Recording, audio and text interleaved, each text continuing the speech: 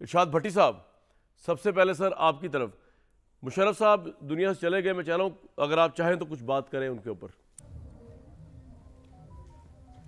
جی ضرور۔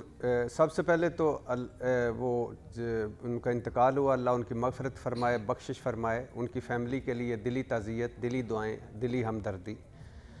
دوسری بات کہ وہ شروع کرتا ہوں ششی تھرور کے اس جملے سے جو آج ہمارے اخباروں میں چھپا ہے کہ وہ پرویز مشرف بھارت کے ناقابل تسخیر دشمن تھے۔ واہ! یعنی یہ دشمن کہہ رہا ہے کہ وہ ہمارے ناقابل تسخیر دشمن تھے۔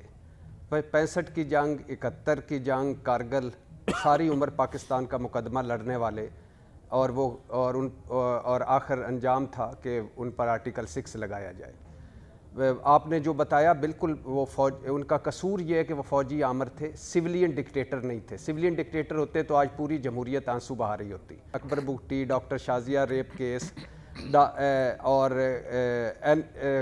یہاں یہ آج جس کا ذکر نہیں کر رہے رضا ربانی صاحب کاش کھڑے ہو جاتے اور کہتے کہ جنہوں نے ان سے NRO لیا وہ بھی آج برے ہیں، اور جنہوں نے ان کے ساتھ ڈھیلیں کی وہ بھی برے ہیں، اور جو ان کی چھتری کے تلے اقتدار کے مزے لوٹتے رہے وہ بھی برے ہیں۔ لیکن وہ آدھا سچ بولے انہوں نے، اور آدھا ہی بولنا چاہیے تھا انہیں۔ ان کو یاد نہیں کہ زرداری صاحب کو امین فہیم رات کو تاریکی میں ڈرائیو کر کے کہاں لے جاتے تھے۔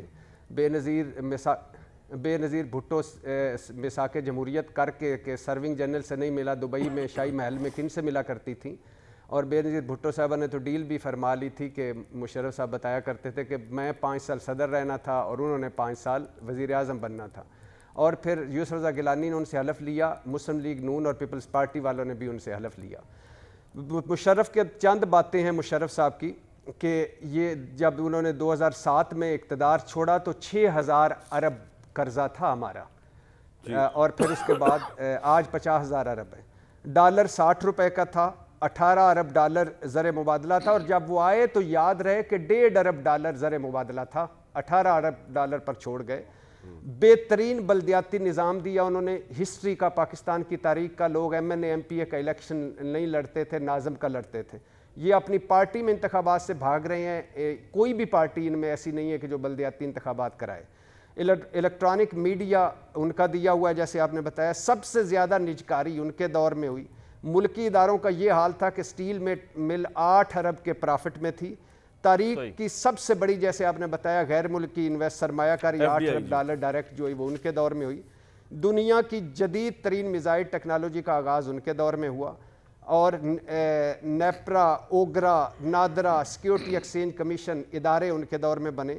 صحت اور تعلیم کا ریکارڈ ساز بجٹ ان کے دور میں ہوا، اور مشرف کے آنے سے پہلے جتنی پورے پاکستان کی تاریخ میں PhDs کی تھی وہ مشرف دور میں اس سے زیادہ لوگوں نے PhDs کو بڑا پروموٹ کیا، ڈاکٹر عطاء الرحمان اور وہ زرعی قرضے ریکارڈ دیے، 4600 کلومیٹر کی سڑکیں، آٹو موبائل انڈسٹری عروج پر، سی پیک کی ابتدائی منصوبہ بندی ان کے دور میں ہوئی۔ ملک سے باہر ہماری کوئی اگر 2% کی عزت تھی تو وہ ان کے دور میں تھی۔